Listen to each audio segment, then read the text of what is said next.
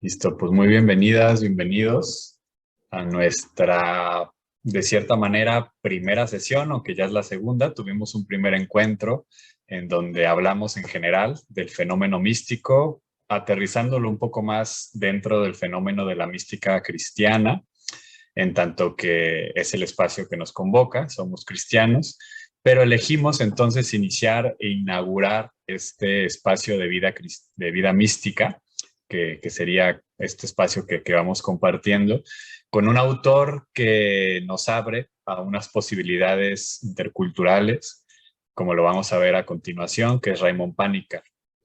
Durante 4 sesiones, siendo esta la primera, vamos a estar leyendo uno de sus libros más importantes, que es justamente donde él va a concentrarse en el tema de la mística, que el libro lleva por nombre ese, de la mística, subtitulándolo en torno a la experiencia plena de la vida con mayúscula, ¿no?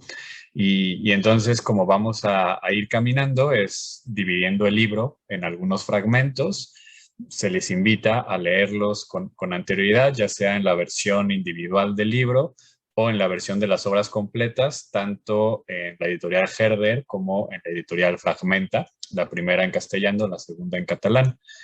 Eh, lo que haríamos entonces es que la primera parte, que espero no extenderme tanto, pero ahí yo pediré disculpas si lo hago, daré un vistazo general al tema, a los temas que vamos a estar viendo durante la sesión. En este caso, pues es el inicio, incluyendo los prólogos. Entonces vamos a iniciar la reflexión de Panikkar y voy a incluir algunas cosas como para entender mejor incluso lo que nos está diciendo Panikkar, que no necesariamente van a aparecer en ese fragmento del libro, ¿no? Entonces voy a iniciar compartiendo pantalla. Y bien, en teoría ahorita ya pueden ver la presentación. Y bueno, entonces estamos aquí, ¿no? En este espacio de vida mística dentro del marco de Somos Cristianos, Son Christians. Y pues decirles también, pues, que como ya les anunciaba yo en la primera sesión, no soy ningún experto ni en la mística, ni tampoco mucho menos en Panikkar. Entonces, pues si alguien tiene también una lectura distinta de lo que vamos a compartir, pues va a ser muy bienvenida. Para mí, Panikkar es un autor fundamental, que sí puedo decir que me ha dejado muchísimo, pero pues cada quien lo lee desde su trinchero, ¿no? Entonces, vamos a comenzar entonces con esta primera parte, que como les digo, pues corresponde a este libro de la mística, que es pues una de las obras más importantes y de cierta manera tardías, ¿no? Ya de Panikkar, es decir, ya de sus últimos años. Y pues corresponde a las páginas 15 a 58 del libro individual, que es esta foto que les pongo, o de las obras completas, por lo menos en castellano, de la 195 a la 226. No tengo yo ahorita a la mano el dato de la parte en catalán, pero corresponde básicamente a esto que vemos como prólogos, que son dos. Es un prólogo, ustedes lo habrán leído, ¿no? Son dos prólogos que él propone, uno primero, que es a la primera edición, y un segundo prólogo donde él ya, por decirlo así, se pone a responder algunas interrogantes o cuestionamientos que le hacen algunos de los lectores. No me voy a detener en torno a estas interrogantes que, aunque son fascinantes, me parece que pues por razones de espacio vamos enfocándonos justamente a la propuesta de Panikkar. Y como tal, pues abordaríamos la primera parte del libro que se titula La experiencia humana integral, ¿no? Ahí es donde nos vamos a centrar. Pues bien, en cuanto a los prólogos, eh, nos dice ya desde allí, y esto nos interesa mucho porque vamos a ir entendiendo mejor el fenómeno místico, aunque bien desde una perspectiva de Raymond Panikkar, iré yo haciendo algunas anotaciones, digamos, al margen, como para entenderlo en un sentido más amplio. Aquí ya nos va diciendo Panikkar que la mística, que es el tema que nos convoca, en sí misma ya tiene una resistencia a ser compartimentada y clasificada, ¿no? Esto ya lo veíamos incluso desde la sesión pasada, cuando yo les decía pues, que la palabra mística ha sido profundamente prostituida, ¿no? Y se utiliza como sea. Y si bien tiene un significado que no es monopolio de nadie, también tiene una cierta objetividad y una cierta genealogía histórica que también podría ayudarnos a entenderlo un poco mejor. Y desde este momento, pues ya Panikkar nos dice, es un término muy complejo que se resiste a ser como encasillada. Y él nos va a proponer entonces la siguiente aproximación, que es una aproximación intercultural, ¿no? Y por eso a mí me interesaba que abriéramos este espacio de vida mística con una aproximación intercultural, porque es la que nos va a dar la posibilidad en un futuro que en este mismo espacio veamos a muchos místicos y místicas de distintas tradiciones, sabiendo pues que podemos entrar en eso, en un diálogo intercultural y que no estamos haciendo una sopa de una diversidad de una manera aleatoria, pero que tampoco nos vamos simplemente a limitar a solamente ver místicos cristianos o místicos católicos porque es nuestra tradición y ya, ¿no? Sino que aquí Pánica nos invita a este reto intercultural. Y voy a citar aquí directamente a Panikkar, que dice, el planteamiento de este libro es decisivamente intercultural, pluralístico, si se me permite utilizar el vocablo pluralísticamente, y no como suele hacerse desde la perspectiva monocultural, que acepta los mythoi de la cultura occidental predominante y se abre a la comprensión de otras visiones del mundo desde la óptica contemporánea, decidiendo unilateralmente lo que sea la contemporaneidad. Este es uno de los grandes temas de Raymond Panikkar. Aparecerá quizás próximamente en otra de las sesiones, que es el tema del pluralismo, que él lo va a distinguir y va a proponer un pluralismo radical, que no es exactamente igual, ¿no? que lo que conocemos como teología pluralista, en donde se concibe esta noción de que al final, digamos, todos vamos a llegar al mismo lado, ¿no? Entonces, simplemente son caminos distintos al mismo lugar, utilizando, por ejemplo, la metáfora de que todo es un mismo monte y simplemente, o montaña y simplemente se sube por caminos distintos, sino más el pluralismo radical que asume que incluso esa realidad última es pluralista. Entonces, que estaríamos hablando quizás de distintas montañas con distintas cumbres, iría un poquito por allí, ¿no? Todas a una altura, pero no siendo necesariamente la misma montaña. Y entonces discute esta diferencia entre lo que sería lo intercultural, que es este auténtico encuentro con una alteridad, con un otro, que cuestiona, y no tanto la lógica monocultural que responde más a esta pax romana, ¿no? En donde el imperio romano decidía, bueno, sí, puedes creer en la religión que quieras y puedes tener la lengua que quieras, siempre y cuando pagues impuestos, ¿no? Que es la misma lógica de los imperios, ¿no? Es la lógica imperial, que es la lógica también del imperio estadounidense, en donde puedes tú creer lo que quieras, pero pues rendirle pleitesía también al Estado, que es monocultural. Esa es la lógica de la monoculturalidad o incluso de la multiculturalidad. O sea, esa es la multiculturalidad. Muchas culturas conviviendo sobre una misma ala de una metacultura, ¿no? Que en este caso sería la cultura moderna. Y eso Panikkar no nos va a hablar desde allí, sino que justamente sí propone una interpretación que implica un auténtico reto intercultural, ¿no? Y por lo tanto también nos está ya avisando que no se trata de un libro académico, ¿no? Aunque vamos a descubrir que no es un libro tampoco necesariamente muy accesible, tiene su densidad, tiene su profundidad, pero esta profundidad no, o esta densidad no viene necesariamente a la utilización de mucha jerga académica o de un montón de citas especialistas, sino que pues el propio tema es complejo, ¿no?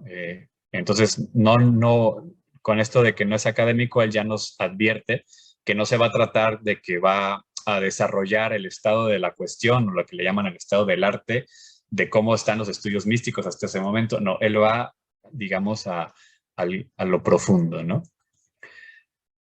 Y aquí nos plantea pues una diferencia que creo yo es bastante importante, porque nos plantea lo que sería la mística como un universal. Y esto hay que entenderlo dentro de su, porque él mismo alguien podría decir, se contradice pocas páginas después, pero justamente quiero explicar una diferencia fundamental entre, que es una diferencia de Panikkar, la propia terminología de Panikkar, que es la diferencia entre un invariante humano y un universal cultural. Cuando dice que la mística es un universal, en realidad se está refiriendo, como lo va a decir más adelante, que la mística él la ve como un invariante humano y no como un universal cultural. El invariante humano son esas cosas que todo ser humano, en tanto que compartimos una condición, la condición humana, hacemos, ¿no? Comer, dormir, el lenguaje, ¿no? O sea, todo esto son invariantes humanas, pero cada cultura, cada región, cada cerro, cada monte, cada lago, lo vive de una manera totalmente distinta, ¿no? Y pongo el ejemplo de la comida, ¿no? Y pongo aquí dos ejemplos, ¿no? Una es algo pues muy nuestro, muy de, de la cultura mexicana, de la cultura mayense, indígena, también centroamericana, que es el arte de la tortilla, ¿no?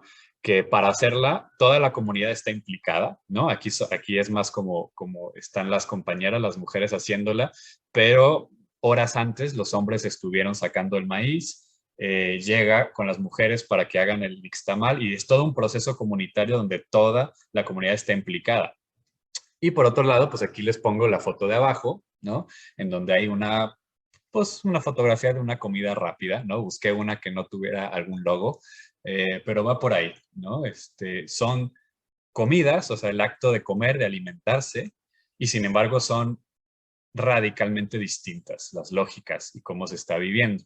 Entonces, si bien hay un invariante humano que es la comida, la manera en que se vive es muy diferente y significa cosas distintas en cada una de las culturas, geografías y pueblos. El universal cultural es ya una cuestión negativa en donde se quiere extraponer algo que es propio de una cultura como un universal.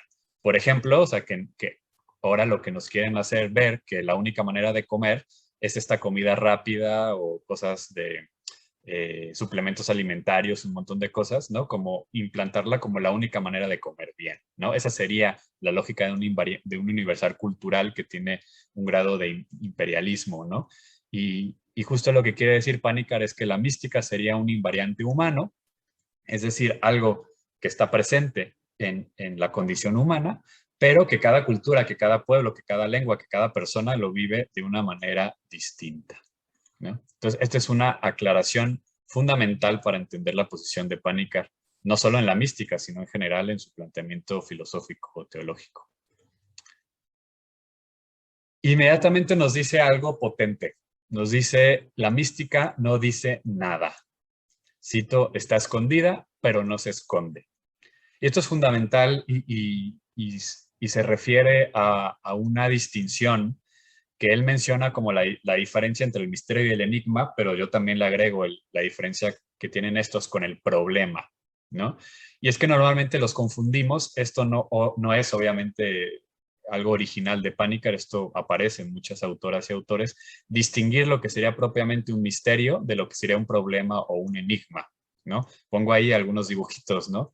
Un problema sería aquel que ven ustedes a su izquierda arriba, ¿no? Que es pues estas cosas que a veces nos ponen, ¿no? Estos, ¿no? Números, matemáticas, y se puede resolver. Yo no intenté resolverlo porque soy malísimo para eso, pero a lo mejor alguien de ustedes puede, aunque sale medio cortado. Y eso es un problema, o sea, tiene una solución. Pero por el momento, ya sea por una incapacidad cognitiva, ya sea porque no tenemos un conocimiento, nos falta una herramienta, la tecnología no ha llegado al, al avance necesario para resolver un problema, en este momento no lo podemos resolver, pero llegará el momento porque en sí mismo tiene la potencia de ser resuelto. Algo similar sucede en el enigma, ¿no? Que si bien es mucho más difícil de resolver, tiene la posibilidad de ser resuelto. En cambio, el misterio ¿no? Que sería la imagen de abajo, la pongo ahí porque, bueno, imposible representar el misterio, pero pongo esa imagen como algo que quizás nos incita, ¿no? A esa dimensión de sentir el misterio. Es algo que es misterio y es mistérico, por decirlo así, desde sí mismo y desde su propio lado. O sea, el ser misterio le compete al propio misterio y no es una deficiencia de nuestra parte, ¿no? Dios es misterio o como le quieran llamar, porque es parte de en sí mismo y de su propio lado es misterio y no porque de parte del ser humano tengamos en este momento una incapacidad de resolverlo, ¿no?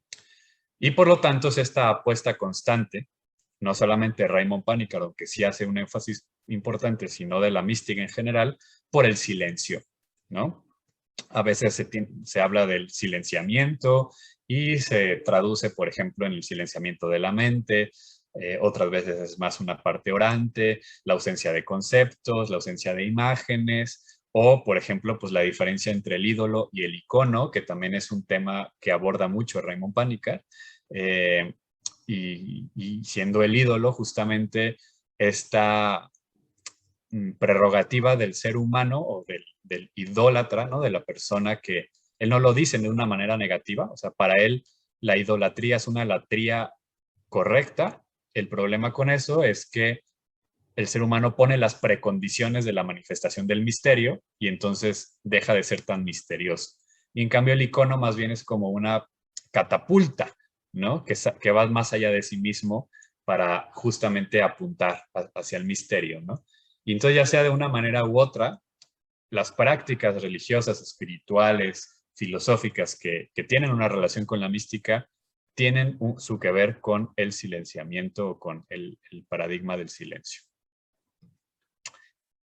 Después también, por ahí mismo, en la parte pues del prólogo y demás, nos plantea el propio Panikkar, pues esta pregunta, si la mística es para privilegiados, ¿no? Pongo esta imagen de Santa Teresa, que es la única imagen que hay de Teresa en vida, la única que le hicieron, eh, y la pongo como un ejemplo en tanto que aparece esta paloma, ¿no? Y por muchos años, por muchos siglos, los estudios teresianos, ¿no? También sanjuanistas y de muchos místicos, pero llamémosle particularmente los estudios teresianos, pues sí, o sea, digamos que hacían como este énfasis, como en esta condición sobrehumana de Teresa, ¿no? Como si la paloma ha llegado y le sopló todo lo que escribió y no hubiera esta condición humana, todo esto que por lo que pasó Santa Teresa, lo que vivió, como si no hubiera nada, ¿no? De esta dimensión profunda, humilde, humana de las y los místicos. Y entonces aquí Panikkar pues saca de esta posibilidad o digamos nos aclara desde un principio que él no está hablando de esta noción de la mística como que pertenece a unas pocas personas elegidas, elegidos por Dios o por quien sea, sino que es propio de la condición humana, ¿no? Y que ahí estamos todas y todos siempre.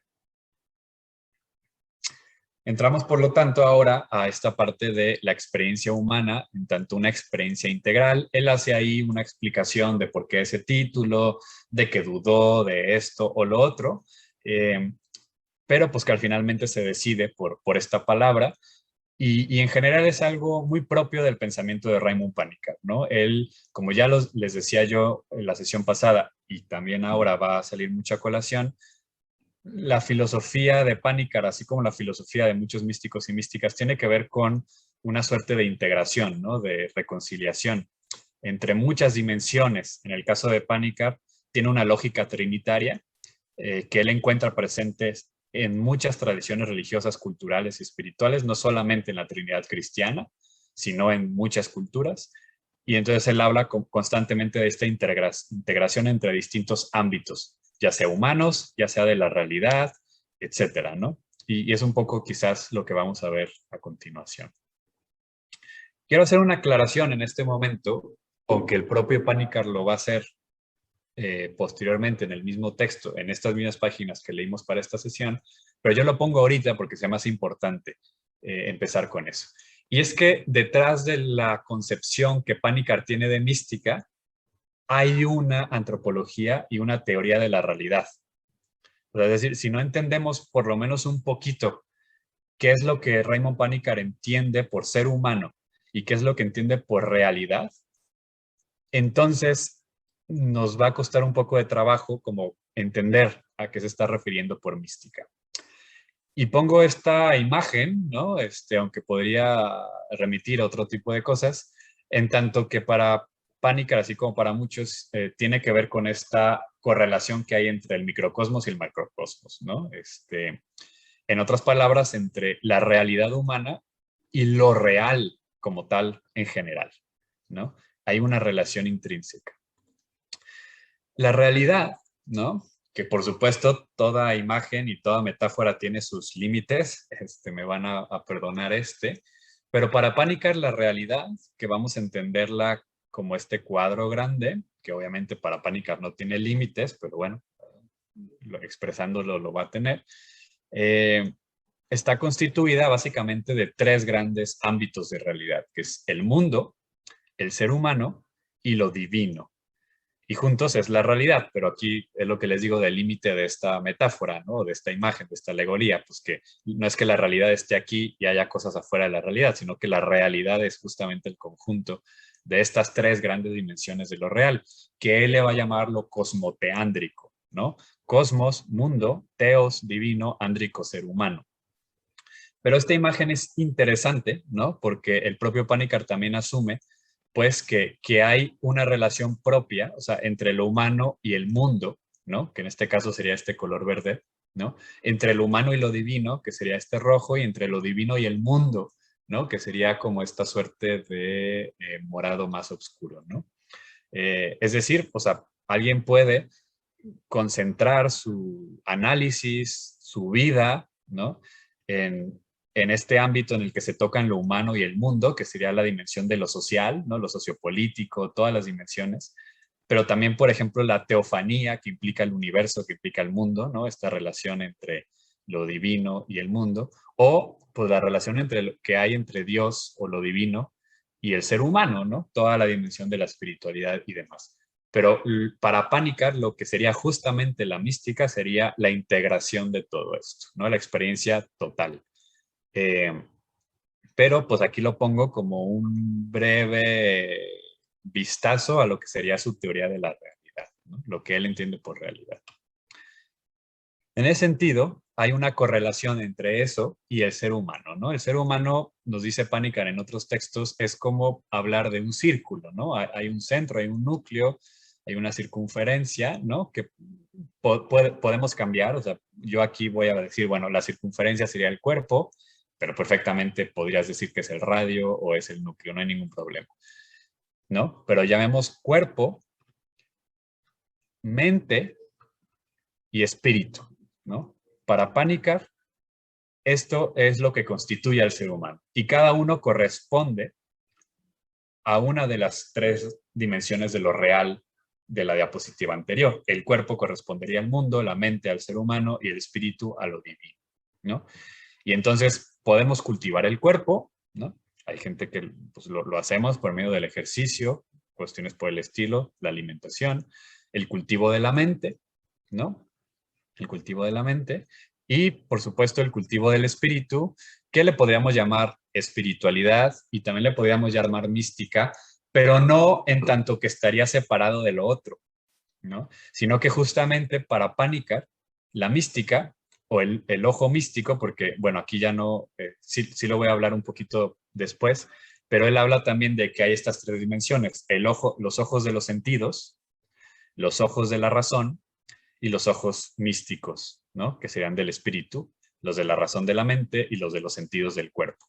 Y entonces, para poder abrirte a la dimensión mística, tienes que abrir el tercer ojo, ¿no? El ojo de la mística, pero eso no implica que los otros dos estén cerrados, ¿no? O que es una superación en el mal sentido de la palabra, como dejada de lado. Y ahí recupera Panikar esta dimensión de superar como la integración, ¿no? Como lo que, así como en el adulto, en la persona adulta está integrado de alguna manera la infancia porque la vivió y la integró, algunos mejor que otros, ¿no? Pero lo integró, así iría un poquito por ahí, ¿no? La apertura del tercer ojo, la apertura de la dimensión mística, implica que ya hay una apertura plena de los ojos de los sentidos y de los ojos de la mente o de la razón, ¿no? Es un poquito esto que les digo, ¿no? Sentidos, razón, fe, no son tres ámbitos separados, sino que son estas tres dimensiones que corresponde cada una a una dimensión de lo real, que a su vez corresponde a una dimensión de lo que es el ser humano, ¿no? Y que para que el ser humano sea plenamente humano, tiene que abrir el tercer ojo, ¿no? Tiene que abrir el ojo de la fe, el ojo de la mística, ¿no? Pero que, repito, no se contrapone a la razón, no es irracional ni tampoco es antisensorial, ¿no? Como en otras narrativas filosóficas sí se podría plantear, ¿no? La mística como aquello que se logra cuando has renunciado y superado, en el mal sentido, a todos los sentidos, ¿no? Corporales, cuando has vencido al cuerpo, ¿no? Y entonces esa narrativa de pronto aparece por allí, más sin embargo, el propio Panikkar va a decir que no es así y que no ha sido así tampoco en las tradiciones más profundas de la humanidad, en donde el trabajo con los sentidos no es para cerrarlos, es para ordenarlos en su lugar correspondiente, para que puedan justamente entrar a la dimensión pues mística o espiritual, y lo mismo con la razón. No es como renunciar al pensamiento, sino ordenarlo en su medida correspondiente para que pueda abrirse en su momento también el ojo místico. Y aquí pues nos vamos directamente al problema que implica en esta planteamiento, pues el problema de la razón, ¿no? Y entonces nos dice aquí el propio Panikkar que la realidad, o sea, esto que ya vimos que era la realidad, no se puede agotar, por lo tanto, a su dimensión inteligible, como muchas veces muchos pensamientos, sobre todo de Occidente, lo ha reducido, ¿no? Que se reduce el ser al pensar, ¿no? Y entonces, como estas famosas frases, ¿no? Todo lo que es real es racional y todo lo que es racional es real. Hegel, ¿no? Por ejemplo, que también, bueno, es mucho más compleja que eso, pero entendiéndola de una manera superficial, estaríamos ante un reduccionismo de que solamente es real aquello que se puede pensar. Y dice Panikkar, no, no va por ahí, porque la conciencia abarca más que la racionalidad. Es decir, la conciencia se da cuenta de cosas y de dimensiones que la razón puede no darse cuenta. Y que sin embargo ahí están, ¿no? Así como, por ejemplo, el oído quizás no puede ver, no significa que no haya cosas que ver. O si la vista no escucha, eso no significa que no haya sonidos, ¿no? Entonces, si la razón no capta algo, eso no significa que la conciencia no pueda captar, ¿no? Entonces, en ese sentido, la mística no es ni racional, pero tampoco es irracional. Sería, algunos le llaman arracional, o sea, es decir, no se limita a la razón, pero integra la razón en su proceso. Aquí hay una cita de Panikkar, dice, el espíritu, en cambio, no es individual ni tampoco individualizable. No es nuestra propiedad privada ni tenemos dominio sobre él. El espíritu sopla donde, cuando y como quiere y nos hace entrar en conexión con un nuevo grado de realidad que en nosotros se manifiesta en la conciencia y precisamente en la conciencia mística, ¿no? Párrafo anterior, justamente le está diciendo pues que el cuerpo sí es individuo, ¿no? Eso es muy cuestionable, pero o sea, sí tenemos por lo menos esta conciencia, pues, de comprendernos como un cuerpo, ¿no? La mente, ¿no? La razón también tiene un proceso en donde nos podemos valer de ella y tener nuestros pensamientos, pero el espíritu, digamos, disloca todo eso, porque justamente se abre a una dimensión en donde ya tú no puedes controlarlo, ¿no? Sopla donde quiere. Y en ese sentido, pues aquí nos está proponiendo Panikkar llamar a la mística la totalidad de la experiencia, ¿no? Y aquí la palabra experiencia es muy importante, lo vamos a ver posteriormente. Él va a distinguir experiencia con mayúscula de experiencia con minúscula cuando nos propone su definición de mística o digamos de experiencia profunda como E mayúscula, relacionándola directamente con la experiencia con minúscula, la memoria, la interpretación, la razón, etcétera, ¿no? Entonces iría un poquito por ahí, pero por lo pronto decir que entonces la mística es la experiencia de la totalidad de la experiencia, no valga la redundancia. Y que por lo tanto no distrae de lo cotidiano, sino que conecta con lo tempiterno, que este es otro de los grandes conceptos muy de Panikkar, de lo tempiterno, que es lo eterno o la eternidad y el tiempo no se oponen, no son dos cosas distintas, porque la eternidad no es un tiempo que dura para siempre. Aunque parezca esto que me voy a contradecir, en la eternidad no hay tiempo, es el no tiempo. Justamente por eso es que es la otra cara de la moneda. Y esto es muy cristiano, valga, digamos, la aclaración. Esto es propiamente uno de los núcleos de la experiencia cristiana. O sea, el hecho de que lo temporal y lo eterno no es que estén separados como dos dimensiones y que entonces lo eterno tenga una jerarquía sobre lo histórico temporal, sino que justamente son dos caras de la misma moneda, dos caras de la realidad última, y se llama tempieternidad, ¿no? Y eso es uno pues, de las cosas que ayuda mucho a entender esta concepción de mística que tiene Panikkar, que se vive en lo cotidiano, no hay que salirse de lo cotidiano, sino que es vivir lo cotidiano desde esta experiencia de la totalidad de lo real. Y aquí que quería yo como citar, leerles directamente, solo quiero revisar más o menos cómo andamos de tiempo, creo que vamos bien.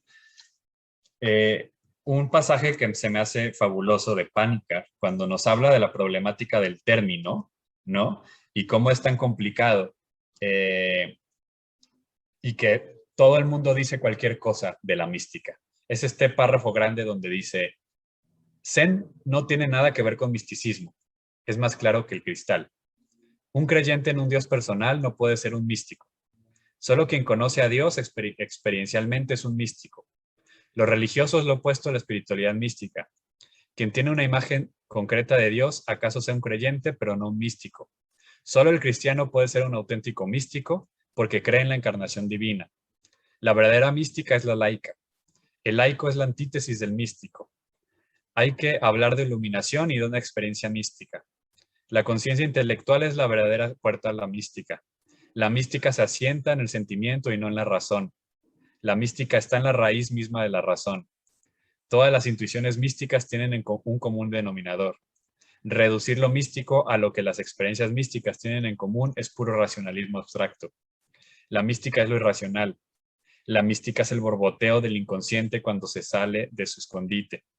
La mística es el refugio de la debilidad mental que quiere justificarse, ¿no? Aquí cada frase contradice a la anterior y justamente es lo que estamos viendo, o sea, que la mística significa todo y nada, pues, o sea, habrá quien entiende mística de una manera, entonces diga, pues, es que el único místico real puede ser el cristiano. Y hay quien dice, no, no, el único místico real es justamente la antítesis del cristiano, ¿no? Entonces, ahí justamente está esta problemática que se las quería leer porque se me hace fabuloso este parrafito. Y también nos pide que distingamos la mística de los fenómenos místicos, ¿no? Transverberaciones, levitaciones, narrativas de pasó 10 años sin comer más que el cuerpo de Cristo, lleva 30 años en posición en flor de loto, meditando sobre los 3 cuerpos del Buda, ¿no? O sea, todos estos fenómenos místicos, si bien aparecen, los místicos y las místicas sí concuerdan en que son irrelevantes, ¿no? Por ahí incluso el propio Juan de la Cruz, estoy parafraseando, pero dice que pobres de aquellas personas que consideran que por no tenerlos, o sea, pobre de aquellas personas que consideran que al tener fenómenos extraordinarios son personas con experiencia de Dios. Y pobres de aquellas también que al no tenerlos consideran que no tienen experiencia de Dios, ¿no? Es decir, este tipo de fenómenos no son ningún criterio para definir cuando se está viviendo un proceso de vida mística o no, Si bien es importantísimo conocerlo, sobre todo si ya se quiere estudiar el fenómeno místico de una manera un poquito más detallada, no son lo importante ya a nivel experiencial. Fíjense, lo vuelve a repetir en otra página. Dice, la experiencia para ser mística ha de serlo de la realidad indivisa, ¿no? Es decir, de todas estas dimensiones, cuerpo, mente y espíritu, mundo, ser humano, Dios, etcétera, etcétera, etcétera, ¿no? Y aquí yo puse como ejemplo, no se los voy a leer porque es muy largo, pero yo buscaba, bueno, ¿cuál ejemplo, no?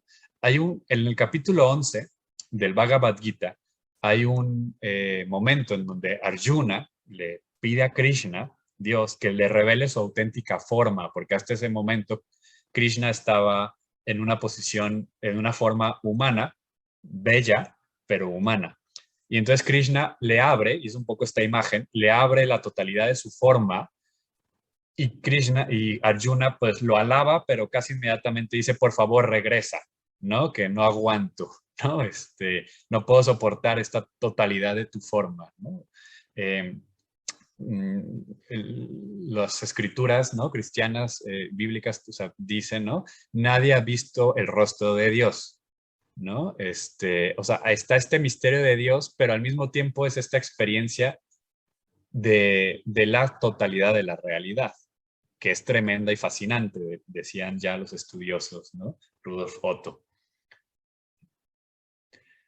Aquí aparece una diferencia que es fundamental para Panikkar. No la va a desarrollar mucho en este texto. De hecho, aquí lo dice, lo místico aflora cuando el hombre se percata, de captare, de que la palabra no solo revela lo que la palabra dice, sino que el mismo decir viene recubierto de un último velo que la misma palabra no puede desvelar, puesto que ella misma es el velo que revela la realidad, precisamente velándola, ¿no? Medio trabalenguas, ¿no? Pero es que lo que aquí está detrás es una concepción muy de Panikkar de la relación que hay entre el mitos y el logos. El mitos o mito, dice Panikkar, es el conjunto de contextos que se dan por descontados, lo que ponemos en discusión y no se pone en discusión porque de hecho no se considera discutible. Este es de otro texto de Panikkar muy importante, que es el de mito, fe y hermenéutica. Y justamente lo que aquí está planteando es, o sea, el mito es el océano donde nada el pez, ¿no? Por ahí, incluso yo, no sé si sí, es eso, ¿no? Eso es, este es el mito. El pez preguntándose dónde está el océano, ¿no? Porque del mito no podemos dar cuenta, es la experiencia que da sentido a nuestra existencia. Cuando un mito se convierte en logos, cuando hacemos mitología, ¿no? Entonces tomamos distancia de la experiencia y deja de operar como un mito y comienza a operar como un logos, ¿no? Ortega y Gasset tiene, aunque no es exactamente lo mismo, tiene esta diferencia entre las ideas y las creencias, ¿no? De las ideas podemos dar cuenta y podemos decirlas, pero no son lo que realmente opera en nuestra vida. Lo que realmente opera en nuestra vida son las creencias, el ámbito del mitos, ¿no? Del mito. Y entonces, esa es digamos, lo que sería este juego del velar y el desvelar la palabra, ¿no? Detrás de cada palabra hay siempre una profundidad que no alcanza a desvelar en su complemento y que toda palabra, pues al mismo tiempo se queda corta de expresar todo el mitos, es decir, toda la experiencia que hay detrás, ¿no? Aquí voy a citar a otro grande, que es Nagarjuna, que dice que es un filósofo budista de los más importantes. Dice, ¿por qué al decir fuego no me quemo? ¿No? ¿Por qué? Pues porque la palabra no es lo mismo que la cosa, ¿no? Y sin embargo necesitamos de las palabras, ¿no? Y entonces va por allí, ¿no? Un poquito esta cosa muy compleja que lo podemos ir profundizando en su momento, la relación entre el mitos y el logos. Que no es otro más que justamente esto, ¿no? El silencio y la palabra, quedarse en el misterio, pero todo palabra auténtica, que no es palabrería, nace del silencio, pero todo silencio para que realmente sea tiene que encarnarse en la palabra, ¿no? Porque si no, se queda pues ni siquiera quiero decir en la nada, porque la nada es muy importante en la mística, ¿no? Pero es como que simplemente no hay, ¿no? Porque es un silencio que no crea, es un silencio que que no transforma, ¿no? Algunos le podrían llamar, por ejemplo, en el budismo zen se llama la enfermedad zen, ¿no? O sea, aquella que incluso en el cristianismo se llama la asedia, ¿no? O sea, es esta enfermedad monacal, ¿no? Que le daba a algunos monjes y monjas. Y por eso decía, no es que quiera decir la nada, porque aunque está terriblemente pixeleado, ¿no? Porque no encontré uno grande, ustedes conocen muy bien, pues, esta noción de San Juan de la Cruz de su vida en Monte Carmelo, ¿no? La vía de la derecha, que es la de las riquezas materiales, no lleva a la cumbre, no lleva a Dios. La vía de la izquierda, que es la de las riquezas espirituales, tampoco lleva a la cumbre. La que lleva a la cumbre es el de la nada, nada, nada, nada, ¿no? Justamente el de la puerta estrecha que va a ser el que lleve a la cumbre. Este camino del silenciamiento, pero que repito, no es un silenciamiento de la nihilidad, o sea, de un nihilismo, sino justamente de irse acercando cada vez más a esta experiencia de la totalidad de lo real. Y aquí Panikkar nos ofrece, ¿no? Justamente ya que estamos hablando de palabras, mitos, logos, todo esto, pues hay distintos lenguajes. Y el tema del lenguaje místico va a ser fundamental a la hora de estudiar o de tratar de comprender o tratar de relacionarnos con la vida mística, ¿no? Y él nos ofrece algunos tipos de lenguaje, puede haber otro, ¿no? Habla del científico, que tiene sus bondades, así como también sus limitaciones. Lo mismo el filosófico y también el artístico poético. Y aquí quisiera hacer un subrayado, porque se me hace esto fundamental. Si bien es cierto que hay muchas tradiciones místicas en donde la filosofía está muy presente y que es imposible separar del lenguaje, la reflexión filosófica de la mística, y eso lo podemos ver, por ejemplo, en el maestro Eckhart, en el cristianismo, en Ibn Arabi, en el sufismo, en el propio Nagarjuna, en el budismo. También es verdad que históricamente ha sido como también distinguible la mística de la filosofía. Sin embargo, por mucho tiempo en algunos círculos se ha tendido como a identificar lo místico con lo artístico, con lo poético, ¿no? Con lo estético, ¿no? Casi, casi igualando experiencia estética con experiencia mística, ¿no? Panikkar no está de acuerdo. Yo en lo personal tampoco. O sea, yo creo que se le ha dado bastante énfasis a estas manifestaciones artísticas de la mística, particularmente la poesía, que si bien es uno de los lenguajes en donde la mística digamos, como que le ha encantado plasmarse, también es cierto que si hacemos una crítica un poco cultural, ¿no? De colonial, en torno a todo eso, de pronto suena a cierto defensa, apología a una suerte de alta cultura, ¿no? En donde, por ejemplo, ¿qué pasa con la gente iletrada? ¿No? O sea, no puede tener vida mística porque no accede a esta altura literaria, etcétera, etcétera, ¿no? Entonces, a mí se me hace muy importante esta distinción que hace Pánica, pues que si bien, o sea, reconoce la relación que hay entre el lenguaje poético, yo agregaría la experiencia estética y la mística, no son identificados, o sea, no son lo mismo, ¿no? Sino que el lenguaje místico es propiamente el simbólico, ¿no? Es el simbólico, es el que es en el cual participa el cognoscente y lo conocido, ¿no? Porque justamente lo que estamos hablando es que la experiencia mística es esta experiencia de totalidad de la realidad, ¿no? Y el lenguaje simbólico, que es el lenguaje del mitos, ¿no?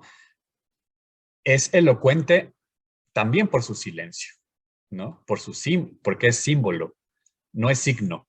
El signo hay que distinguirlo del símbolo, aunque pues hay distintos autores que lo van a entender distinto, pero para fines de esta conversación, digamos que el signo es aquello que en sí mismo no es elocuente y que simplemente su significado es totalmente convencional. Por ejemplo, el color rojo en un semáforo. No hay nada en el rojo que nos diga alto. O sea, eso es una convención social. O sea, perfectamente, no sé cuándo se inventó eso, pero alguien pudo haber dicho, no, pues morado y ahora, no sé, en algún lugar del mundo los semáforos se ponen morados cuando quiere decir alto, ¿no? Es meramente convencional, ¿no? Sin embargo, por ejemplo, el símbolo del búho, ¿no? O de la lechuza cambia, ¿no? En distintas culturas, pero tiene algo, la propia lechuza o el propio búho, que sí es elocuente. Por ejemplo, ojos grandes, ¿no? Entonces, entendemos que algunos lo reflejen como sabiduría, por ejemplo, en la Grecia antigua, o son nocturnos, entonces se refiere con las profundidades y la oscuridad, como en la cultura mexica o maya en México, ¿no? Hay algo en el símbolo que es elocuente, ¿no? Que no tiene el signo y que significa una cierta relación más honda con el símbolo. En ese sentido, volvemos a repetir, la mística es la experiencia última de la realidad. Y aquí a mí se me hace algo importante que no voy a profundizar mucho, aunque es a mí un tema que en lo particular me fascina y en lo personal a mí es donde yo me desarrollo, es mi foco de interés, ¿no?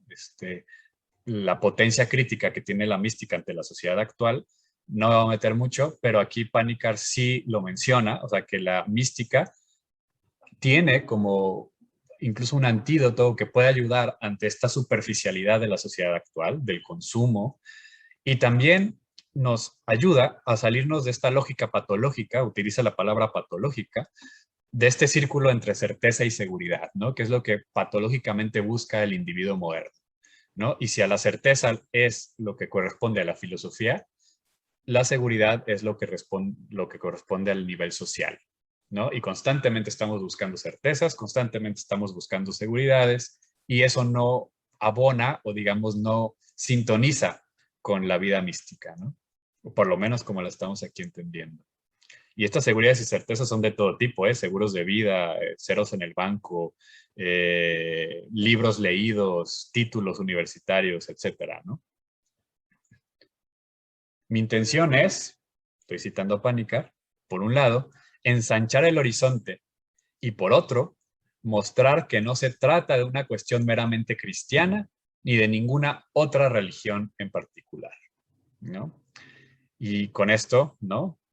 Bueno, sí, que si la quieren releer un poquito más, saboreándola, se me hace una gran frase para cerrar, digamos, esta primera parte de nuestra conversación del día de hoy, en donde pues es justo lo que nos propone Panikkar y que es por esta razón por la cual propongo o proponemos iniciar este espacio de vida mística con esta lectura, porque es ensanchar el horizonte, ¿no? En un sentido profundo, ¿no? O sea, que nos ayude a tener más herramientas para ir cultivando esta experiencia, este camino, pero también mostrar que no es monopolio de ninguna religión, que lo cual no significa que cada una tenga su especificidad propia y que sí son diferentes, pero que podemos, y esto nos da la pauta para futuros encuentros que tengamos en este espacio de vida mística, para poder hablar de distintas tradiciones. Con esto se termina la primera parte, ¿no? De nuestra, que correspondía a la sesión de hoy. Ya en su momento les haremos llegar las páginas de la segunda parte. Nos veríamos, bueno, ahorita tengo medio cruzadas las fechas, pero ya es el próximo año. Y leeríamos ya, o sea, esto parece que aquí terminamos, ¿no? O sea, que podríamos cerrar, porque pues ya di un círculo argumentativo bien interesante, pero apenas vamos iniciando, es apenas el primer capítulo. Bien, pues dejo de compartir y ahora sí, ya están los micrófonos abiertos, entonces pues si alguien tenemos alrededor de unos 40 minutos, pues le interesa, ¿no? Brindar un comentario, una reflexión, una pregunta, pues les escuchamos con muchísimo gusto. Pueden simplemente abrir su micrófono. Y si por acá ya, bueno, ahorita les cuento al final lo de la próxima sesión. Les escuchamos.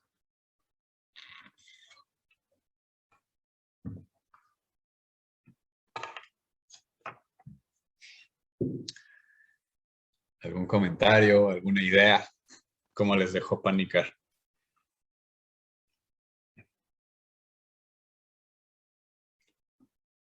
pueden solo abrir su micrófono. Bueno, muchas gracias por compartirnos esto. ¿Cómo lo viste? Muchísimas gracias. Yo creo que siempre acabas recogiendo padrísimas ideas de Panikkar. A mí, bueno, yo lo que quisiera compartir es esta parte de la integralidad, ¿no?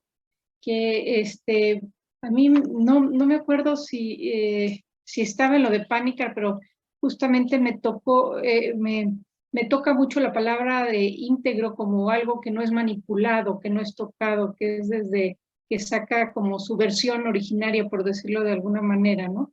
Entonces, desde ahí esa expresión para buscar la completud que nos diste entre la mente, el cuerpo y lo divino, ¿no? Entonces, como si fueran una parte en conjunto, pero, o sea, que nosotros buscamos separar para estudiar, pero como forman parte de una cosa que está unida de naturaleza, ¿no? Eso me gusta mucho cómo va poniendo esta vida plena que él dice, ¿no? Es una experiencia de vida plena, pues se planifica con esta integralidad. Eso es lo que me gusta mucho también del texto de Panikkar, sobre todo de o sea, de estas páginas que leímos, ¿no? Y que eso pues lleva a experiencias de totalidad. También creo que es algo que me gusta mucho de él. Y bueno, pues más que nada quería decir algo antes de irme, pero bueno, ya me tengo que ir porque tengo que dar clase ahorita, pero pues agradecerte otra vez. Muchas gracias, Elías.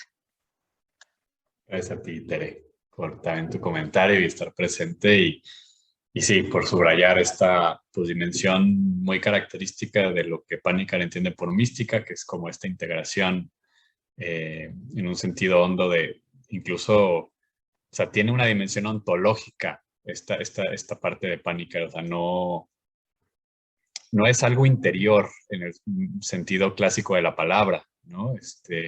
La dimensión del mundo y la dimensión humana, o sea, tiene que ver con mucho de lo que muchos autores y autoras llamarían exterior y Panikkar es una integración que ciertamente acontece en el interior de la persona, pero que es la vida, ¿no? Y la vida vivida en su manera de plenitud, como dice el subtítulo, ¿no? Plenitud de vida. Muchas gracias. ¿Algún otro comentario, observación, pregunta?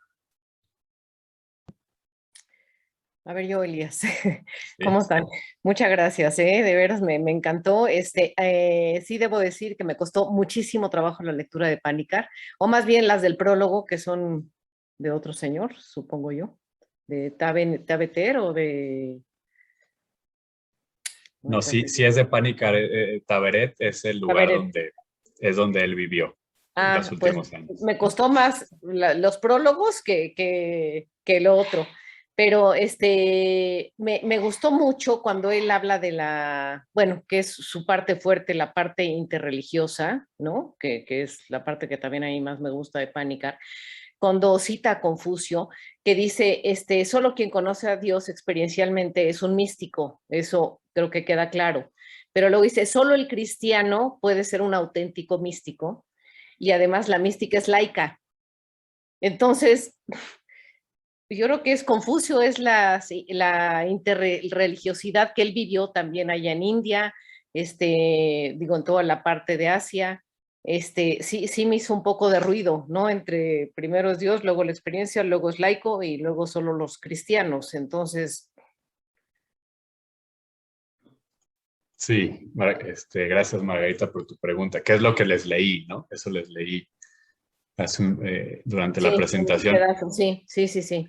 Y no, ahí lo que justamente quiere, o sea, lo que ahí nos dice Panikkar, eso no es, o sea, ese texto no es de Confucio, y lo que, lo que con ese párrafo Panikkar nos está expresando es justamente la problemática del término. O sea, no es que esté afirmando eso, sino justamente dice, algunos dicen que la auténtica mística es la cristiana. Otros dicen que solo el laico puede ser místico. Otros dicen que la mística es lo opuesto a lo laico, ¿no?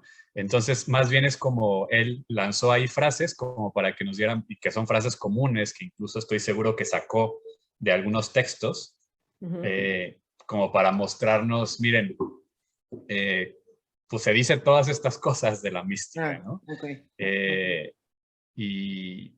Y entonces es un término muy complicado porque puedes encontrar los dos, o sea, puedes encontrar grandes estudios y o personas que tengan la experiencia que digan, por ejemplo, eso, ¿no?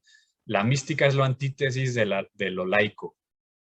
Y hay otros que digan, no, o sea, lo laico es la auténtica mística, ¿no? Los primeros lo dicen porque lo laico lo ven como algo menor o lo ven como lo que es ajeno al mundo de lo espiritual y entonces pues eso no puede ser místico.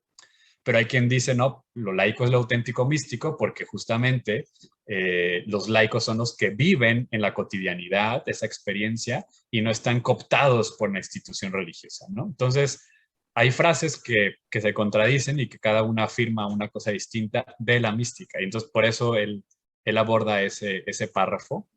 Pero no es que defienda ninguna de esas frases, sino que lo dice como para, miren qué complejo, ¿no? Cada quien dice cosas diferentes. Ok. Sí.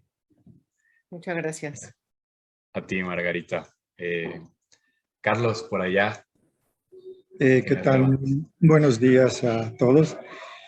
No sé si me perdí, sobre todo al principio de tu exposición. En la página 133, él habla de las obras completas del vacío de la meditación auténtica. Entonces, no sé si pudieras abordar un poquito más sobre este sentido del vacío de la meditación auténtica. Ese es un punto. Y el otro me pareció como muy enriquecedor, cómo habla de que la fuerza de la palabra está en el silencio y que tiene que ver con todo lo de la encarnación y cómo al encarnarse también la palabra desde el silencio en nosotros y al pronunciar nosotros la palabra tiene una potencia de creativa y de acción. Eso, bueno, me parece que es con mucha fuerza y que está relacionado con todo lo que en el cristianismo es la encarnación de Logos. Muchísimas gracias, Carlos. Sobre lo primero que dices, no, de hecho no lo abordé porque no entra dentro de las páginas que leímos para la sesión de hoy. Era de la 196 a la 226. Y como dices, esa corresponde a la 133. Es muy anterior. Por eso no lo comenté, porque estamos ahorita leyendo solo como el libro que se llama De la Mística, que empieza en la página 196. Bueno, sí, 196 empieza, aunque pues en realidad en la 191 es donde dice la tercera parte de la experiencia mística, si tienen las obras completas, ¿no? Ahora, la meditación sin objeto, digamos, originalmente sí íbamos a leer todo el primer tomo, pero pues los comentarios de ustedes, o sea, de algunos, pues sí nos hicieron ver que era mucho, ¿no? Para algunos se les hacía mucho leer todo el tomo, pero pues diciendo una palabra rápida, ¿no? Del tema de meditación sin objeto que tiene que ver básicamente con eso y que de cierta manera muchos dirán que justamente es el tipo de meditación o el tipo de práctica que se necesita en el mundo actual, ¿no? Eso decía, por ejemplo, el padre Enomilla Lasal, ¿no? Jesuita, que trajo el Zen a Occidente.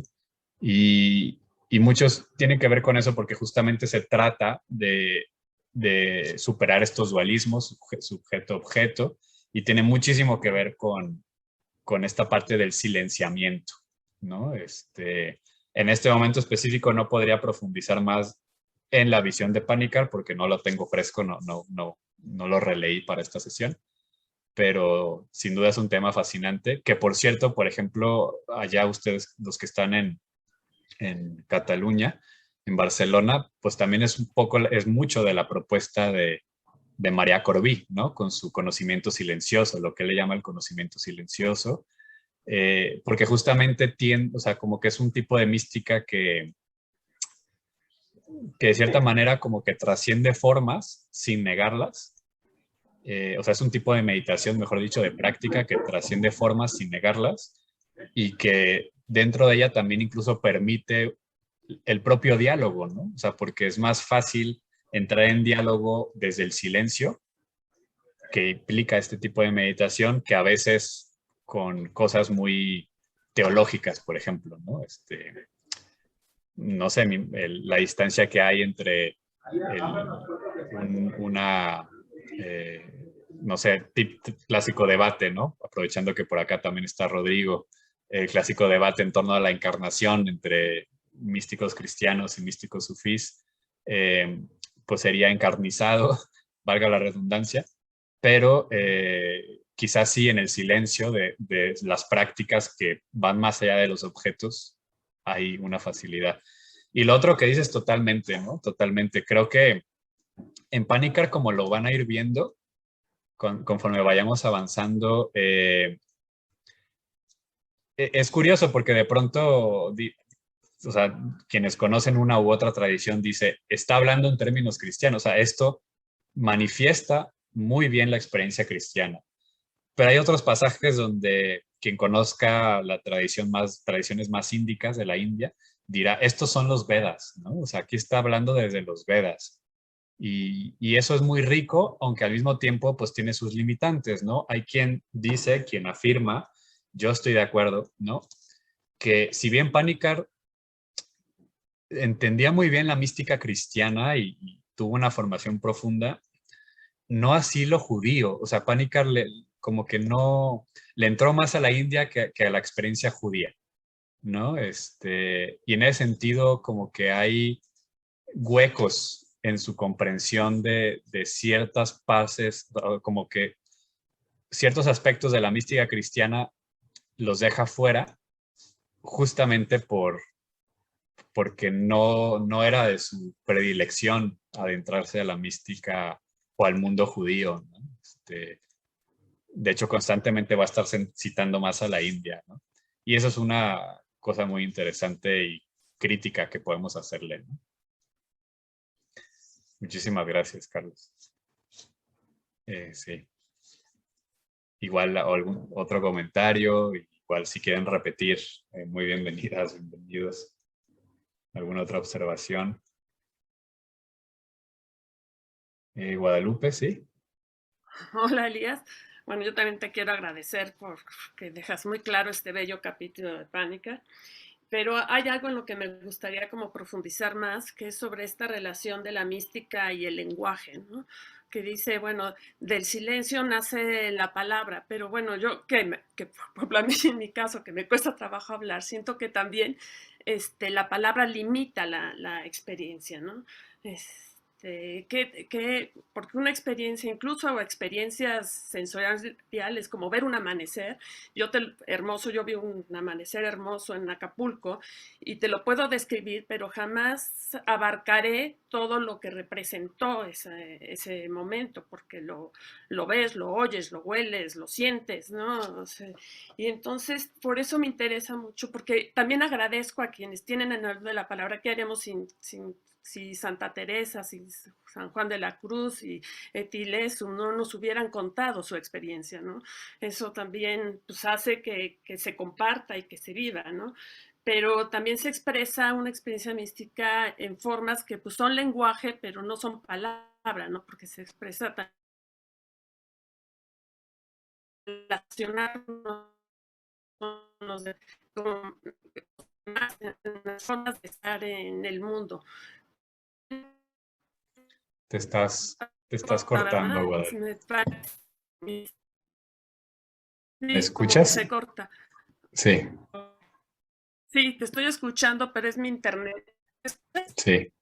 Bueno, es sí, en esto del lenguaje, ¿no? Uh-huh. ¿Sí me escuchan? ¿No? Sí, sí, sí. Como parte necesaria de la experiencia mística, ¿sí? Uh-huh. Bueno, por ahí. Sí, totalmente. Sí, sí, sí, sin duda. Y es un tema súper complejo y siempre está presente. Y yo creo, hay que entender lenguaje, aunque también tú hiciste esta distinción, sí hay que entender lenguaje en su sentido amplio, ¿no? O sea, como todo el ámbito de la manifestación humana. Eh, puede ser una pintura, puede ser una acción política, puede ser una acción comunitaria, o sea, toda esta dimensión que en el cristianismo le llamaríamos de la encarnación, ¿no?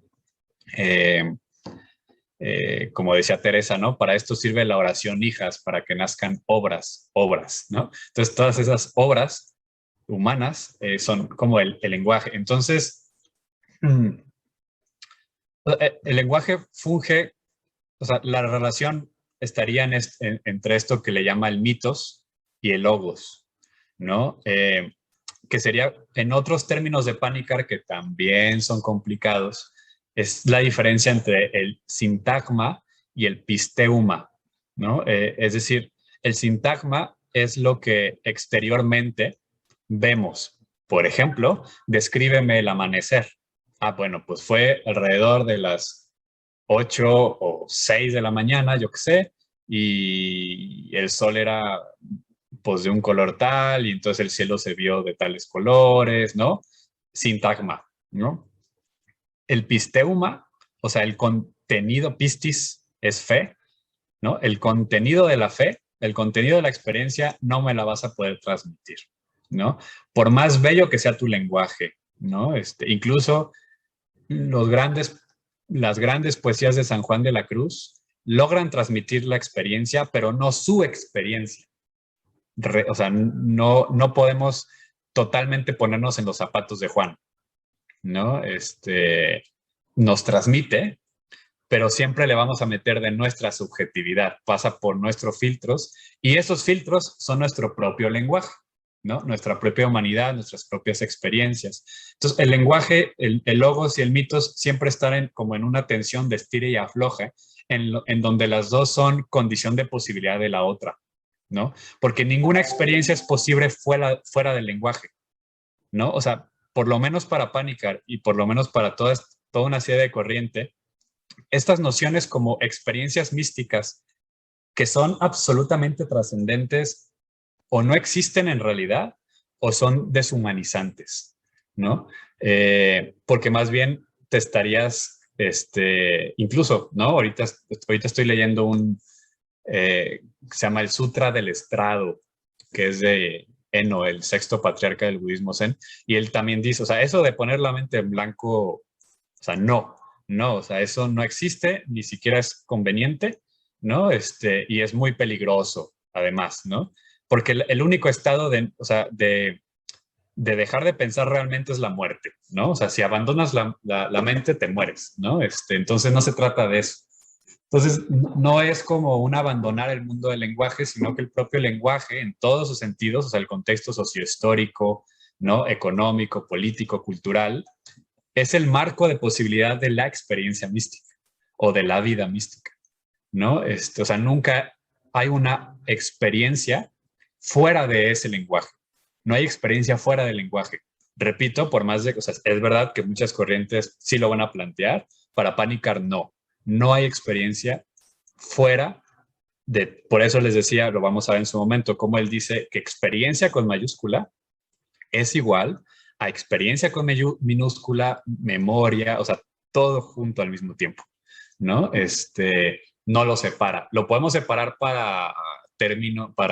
sí, para términos de aprendizaje, pero no, en la vida real nunca se separa, ¿no? Entonces, lo otro pues tiene que ver con posibilidades humanas de maneras de expresarnos, de manejo del lenguaje escrito o del lenguaje hablado o del arte o lo que sea, ¿no? Pero el lenguaje siempre va a estar presente, es un elemento fundamental de la propia experiencia, no solo mística, de la experiencia humana en general, y como esa experiencia plena incluye el lenguaje, no lo discrimina. Pero también es cierto que otra manera de entender la relación entre el lenguaje y la mística es esta tensión que tienen los místicos, que tú también decías, de saber o sea, por un lado, nunca se puede expresar la experiencia, nunca se puede transmitir de una manera total, pero al mismo tiempo jamás se puede callar, ¿no? Si se calla, se estanca, ¿no? Entonces ahí tenemos este gran sufrimiento, ¿no? Que tienen los místicos, esta herida suave, regalada llaga, porque no pueden expresarla, pero tampoco la pueden callar, ¿no? O sea, tampoco se la pueden quedar. O sea, si realmente es una experiencia o vida mística, no es, ¿no? Y no le digo a nadie, y tampoco se trata de ir a la esquina y empezar a gritar. Muchos lo hicieron, ¿no? Porque era tan fuerte. O de publicar algo en Twitter, ¿no? Algo así. No, sino de compartirlo de alguna manera, encarnarlo, ¿no? A través de un servicio, a través de una obra, ¿no? Hay quien escribe, hay quien se convierte en un mejor padre, en una mejor madre, hay quien se hace un mejor amigo, ¿no? Pero nunca se puede quedar en la propia sensación fuerte, ¿no? Sino que siempre tiene una traducción en el mundo real, porque el mundo real es la condición de posibilidad y donde se vivió esa experiencia. No te saliste del lenguaje, como muchas lo afirman, ¿no? O sea, es una discusión, pero por lo menos para Panikkar no. Gracias, Guadalupe. ¿Estaba Álvaro? Sí, bueno, yo quiero seguir un comentario que ha puesto Guadalupe en el chat del porque la experiencia mística siempre es humana, histórica. Y yo quiero saber aquí, porque el lenguaje es humano, pero la experiencia mística, ¿dónde está la línea de lo que viene de uno y de lo que no viene de uno? ¿Entiende la pregunta, jefe? Sí. Esa es la pregunta. Híjole, esa es súper fascinante y yo creo que hay muchas respuestas. Yo creo que, o sea, es que los distintos místicos han dado como distintas respuestas a ese tema, ¿no? Y, por ejemplo, no sé, yo que me he puesto más a estudiar los místicos españoles, o sea, todos ellos sí como que subrayan esta dimensión de alteridad de la experiencia, ¿no? Básicamente lo que no viene de uno es justamente, aunque suene simplón, ¿no? Pero, o sea, es aquello que no pudiste haber creado tú, o sea, dice Teresa, ¿no? O sea, esto, por más diligente que yo hubiera podido ser, no lo hubiera podido crear, ¿no? O sea, ese es como el criterio de lo que Santa Teresa le llama lo sobrenatural, ¿no? O sea, eso que es gratuito y que se experimenta fenomenológicamente como gratuito y que hay una conciencia dentro de un análisis fenomenológico que no fue creado por ti, ¿no? Y tiene esa nota de alteridad. Es lo que, por ejemplo, en la escuela budista de la iluminación inmediata, pues es eso, ¿no? La iluminación inmediata. O sea, que acontece independientemente de que tú hayas meditado o no hayas meditado, porque es inmediata, ¿no? Es gratuita, ¿no? Entonces, yo diría que va por ahí, o sea, cuando... Y hay otras cosas, ¿no? O sea, también los místicos dan otro criterio, que es uno que es evangélico, ¿no? Que es por sus frutos os conoceréis, ¿no? Eso, o sea, pero, o sea, es como ir integrando los criterios. O sea, si esas transformaciones que tú vas viendo en tu vida y por lo tanto en la vida de los demás, o sea, van acorde a una planificación del amor y planificación de tu vida y que sin embargo tú no puedes atribuir a cosas que tú hayas hecho o dejado de hacer. O sea, como, no, pues es que yo me tomé esta pastilla y ahora ya soy feliz. No, es que yo fui con no. O sea, sino que vas viendo esos frutos y sabes que tú no los pudiste crear, que no son fabricación tuya. Tercero, la prolongación en el tiempo. Normalmente, esta serie de transformaciones y esta serie de experiencias se quedan como incrustadas en la persona y normalmente solemos volver a ellas cuando o sea, siguen estando como latentes. Y eso es muy bello porque de pronto tenemos experiencias o vivencias que en el momento fueron muy escandalosas, hicieron mucho ruido y que después se nos olvidan, ¿no? O sea, no tienen mayor repercusión, ni nos marcaron realmente, ni tienen un proceso, o sea, no se mantienen vivas. Y hay otras experiencias que me imagino que todas y todos podríamos buscar alguna que aparentemente fue profundamente sencilla e irrelevante, como el encuentro con una persona en el transporte público, que de pronto te vio de cierta manera, o yo qué sé, un encuentro con alguien, la lectura de un pasaje de una escritura, y que lo volteas a ver para atrás y por más irrelevante que podría ser eso, sigue estando presente, ¿no? Ese es otro criterio que dan los místicos y las místicas, ¿no? O sea, esa permanencia en el tiempo, eso que vuelves y todavía el corazón se sale del pecho recordándolo, repito, porque cambió tu vida y porque no lo pudiste haber creado tú, ¿no? Entonces, pongo esos tres, hay más, ¿no? O sea, pero a mí esos tres se me hacen fundamentales, ¿no? De poder distinguir entre lo que tú creas, que tampoco es negativo, ¿no? La propia Santa Teresa en algún momento ve con buenos ojos estas como cuestiones como, a ver, o sea, yo estoy como imaginándome sentimientos de amor. No es gratuito, pero me ayuda, ¿no? Pero soy consciente, ¿no? O sea, cuando, pues yo estoy creando estos sentimientos, yo estoy creando la imagen de Jesús frente a mí, yo estoy concentrándome intensamente en mi meditación, pero cuando es gratuito, la cosa como que te desarma, ¿no? Te desarma, porque es gratuito. No sé, Álvaro, digo, es un tema bien complejo, pero yo diría esos tres criterios, ¿sí? Gracias. Rodrigo, tienes la mano levantada. Sí. Hola, ¿cómo estás? Yo tengo una duda con respecto, por ejemplo, la posibilidad para Panikkar, la posibilidad de que una persona se realice en distintas tradiciones, o sea, un solo individuo, ¿es posible? Digo esto porque me imagino que, o sea, una persona que justamente ya está zambullida por un lenguaje en el que nace, ¿no? El lenguaje de su cultura, y después va al de otra cultura, me parece interesante pensar, ¿no? O problemático, ¿no? Si esta persona no se está realizando más bien en su propio lenguaje, pero adaptado, pues quizá con una imaginería distinta, ¿no? Eso me llama la atención, si existe esa posibilidad para él.